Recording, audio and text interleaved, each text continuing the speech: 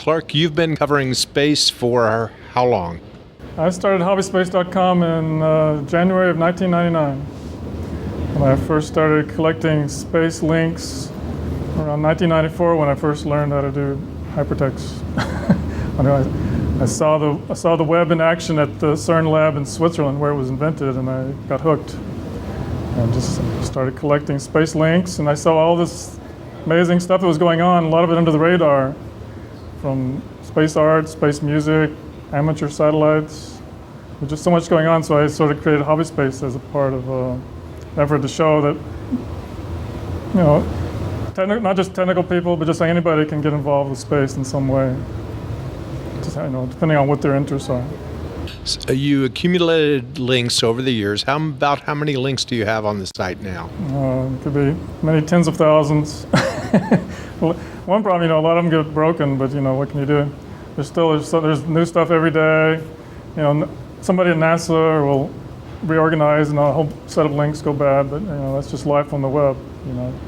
But there's just a lot going on. It's just amazing. Like I thought, like space music, would be Elton John, Rocket Man, and Space Oddity, but it turns out there's a huge amount of stuff going on in space music. There's a lot of people who are inspired.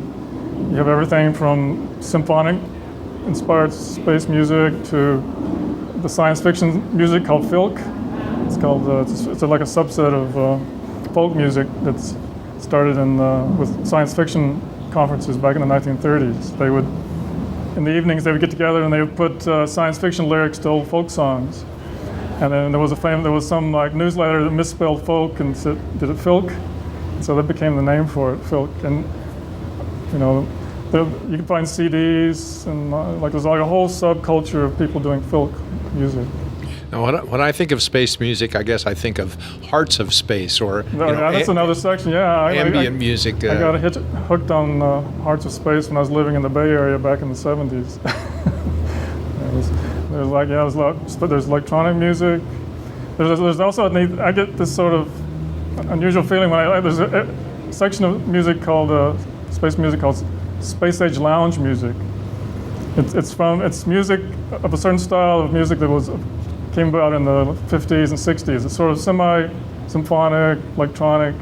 You might have theremin, and there's like a whole subculture of people who love this space age lounge music. And when I listen to it, I get this rush of nostalgia because it reminds me of like TV shows, soundtracks from that time.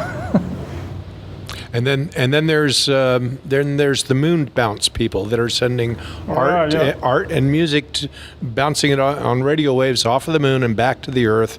And there's that's another thing. Within like 3 years after Sputnik, the amateur radio people were already talking about launching satellites, their own satellite. The first amateur satellite was launched in '61 and they did it as a piggyback. They were the first to do what's called a piggyback, where you put a small satellite on top of a main satellite that's paying the bill. And for like 30 years, they've pioneered microsatellites. It's like there's amateur radio, there's like student groups. The Surrey satellite group in England's quite famous now for building microsatellites. They started as a amateur satellite group at the University of Surrey.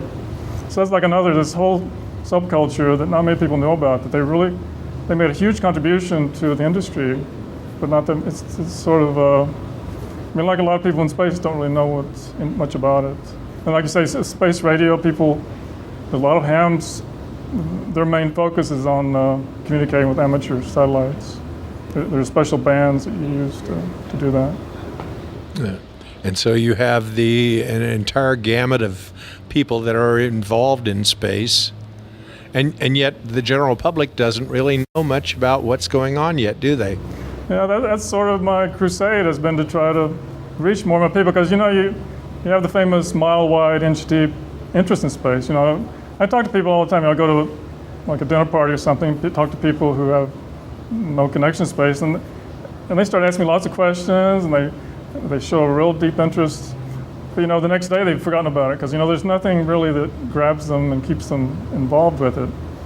And I'm trying to show that there's, like I say, there's a whole area of space art. There's a lot of space-inspired art, and there's lots of different areas where even if you're not a technical person, you can get attached and at least vicariously get involved with what's going on.